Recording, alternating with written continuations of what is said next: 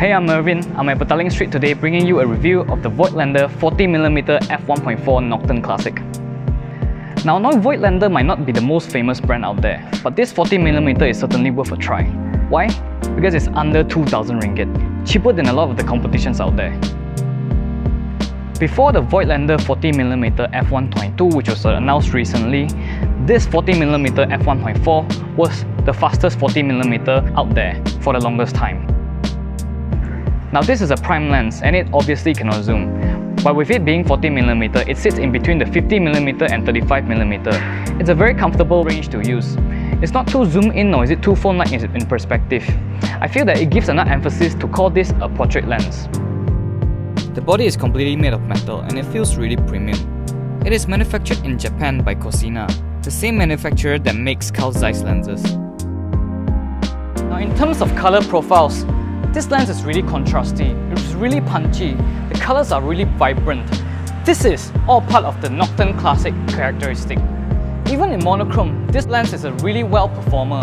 It is really contrasty and shows out a lot of the nuances in your pictures.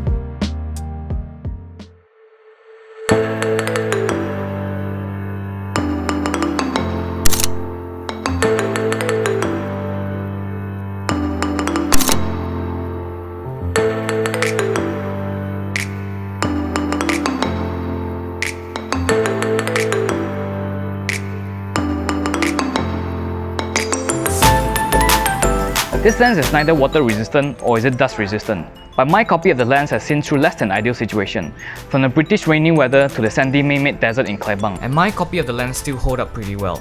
There's still nothing wrong with it.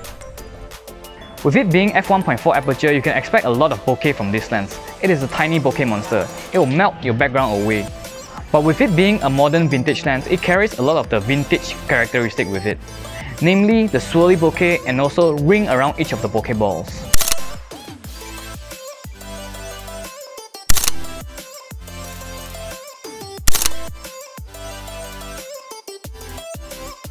Now, it is your personal taste whether you like them or not.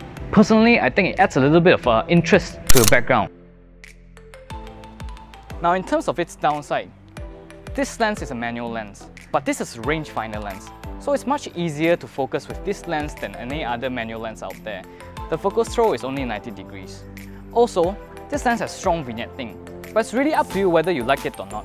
I personally feel that it gives a little bit of emphasis towards your subject. Aside from that, this lens also suffers a little bit from barrel distortion. It's not really apparent, but if you are keen in finding it, you will find it. Now, I know this lens is technically made for the M mount, the Leica mount, but with the correct adapters out there, you can adapt it to almost any mirrorless cameras out there. For the Sony, it's the VM to FE mount or M mount to FE mount. Now, I actually prefer using it this way because with the close-up adapter, I can focus up to 0.3 meters instead of 0.7 meters. Now, all in all, this is my favorite lens. Now, this is not optically perfect, but it certainly is an artistic lens. With it being an artistic lens, it has a lot of shortfalls. Namely, it has really bad vignetting, a little bit of distortion.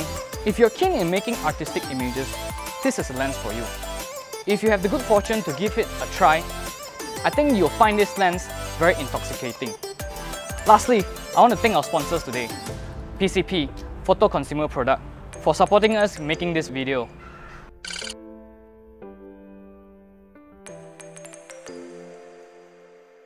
Now, my name is Mervin. I'll see you next time.